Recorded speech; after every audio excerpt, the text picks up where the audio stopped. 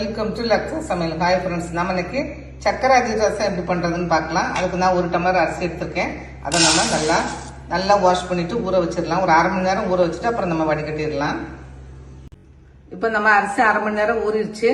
இப்போ நம்ம இந்த மாதிரி ஒரு கிச்சன் கிளாத்தில் வடிகட்டிடலாம்.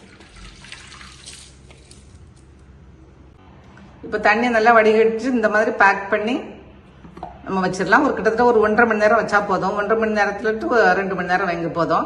அதுக்கப்புறம் நம்ம எடுத்து அரைச்சிக்கலாம். இப்போ நான் ஒரு 4 ஏலக்காய் சேர்த்து அரிசி அரைச்சிடலாம்.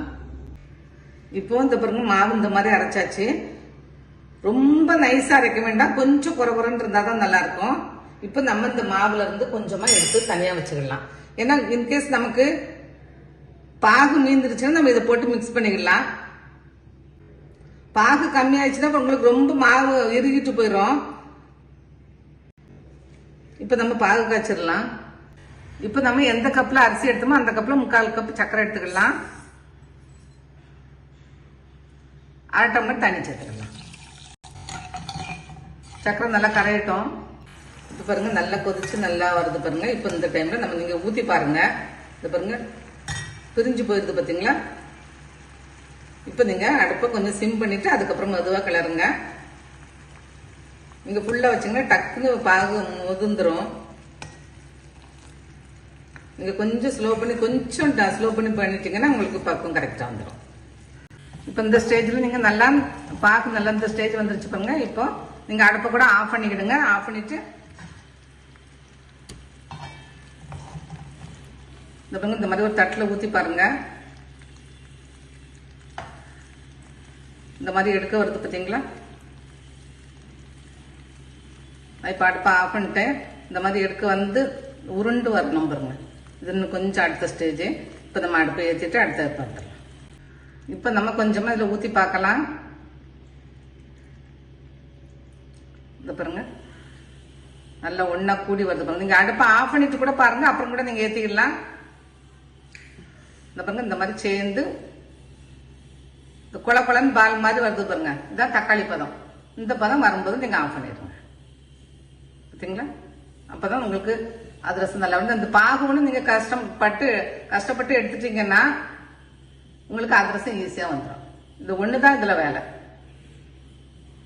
நான் ஆல்ரெடி அடுப்பை ஆஃப் பண்ணி தான் வச்சிருக்கேன். இந்த பதம் தான் பதம். நீங்க பார்த்து எடுத்துக்கோங்க. கொஞ்சம் கொஞ்சமா ஊற்றி மிக்ஸ் பண்ணிக்கோங்க.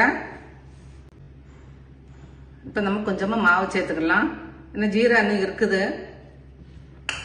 நீங்க இப்படி எடுத்து வச்சிட்டீங்கன்னா உங்களுக்கு ஜீராம இதுவும் நல்லா கரெக்டா வருதான்னு நீங்க பாத்துக்கலாம். நீங்க உடனே போடுறதா இருந்தா கொஞ்சம் திக்கா வச்சுக்கோங்க. இல்ல நாளைக்கு போடுறதா இருந்தா மாவு கொஞ்சம் தண்ணியா வச்சுக்கோங்க. மாவு திக்கா தான், தின்னாதான் இருக்கு.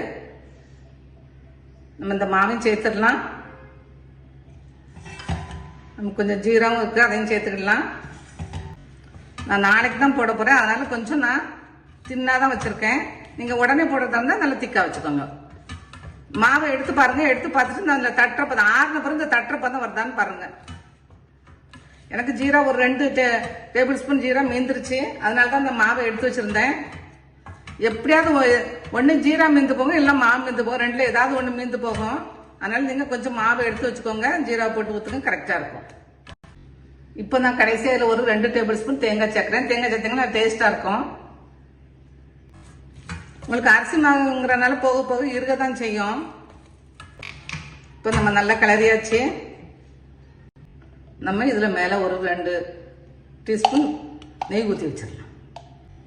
அப்போ மாவு உங்களுக்கு ரொம்ப காஞ்சும் போகாது, டேஸ்டாவும் இருக்கும். அதுக்காக தான் இது நாளைக்கு இது பண்றதுக்கு தான் இது சரியா இருக்கும். இல்ல ஈவினிங் போடலாம். நான் மார்னிங் போடுறேன், ஈவினிங் போடலாம். நீங்க உடனே போடுறதா இருந்தா இதை விட இன்னும் கொஞ்சம் திக் கன்சிஸ்டன்சி வச்சுக்கோங்க. இப்ப நம்ம ஒரு துணி வச்சு நல்லா கட்டி வச்சிடலாம். இந்த மாதிரி நல்லா பேக் பண்ணி வச்சிடலாம். அப்புறம் நம்ம போடும்போது எப்படி இருக்குன்னு பார்த்துடலாம்.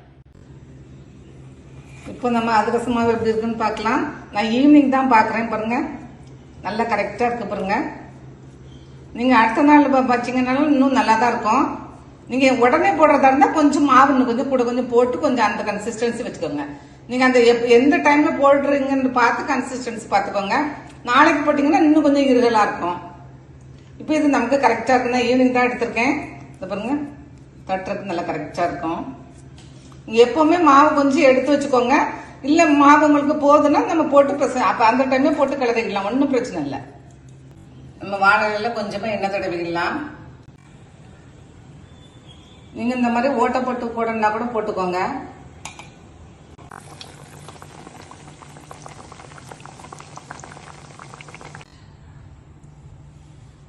இப்போ நம்ம அதிரசம்லாம் ரெடி ஆயிடுச்சு. நான் ரொம்ப எண்ணெய் வடிக்க மாட்டேன், எண்ணெய் வடிச்சா ரொம்ப ஒட்டிட்டு போன மாதிரி இருக்கும்னு சொல்லி ரொம்ப எண்ணெய் வடிக்க மாட்டேன். நீங்க எண்ணெய் வடிக்கணும்னா வடிச்சுக்கோங்க. இந்த மாதிரி போடனாலும் போட்டுக்கோங்க, இந்த மாதிரி ஹோல் போட்டு போடனாலும் போட்டுக்கோங்க. எப்படி போட்டாலும் நல்லா தான் இருக்கும். செஞ்சு பாருங்க, நல்லா இருக்கும். தேங்க்ஸ் ஃபார் வாட்சிங்.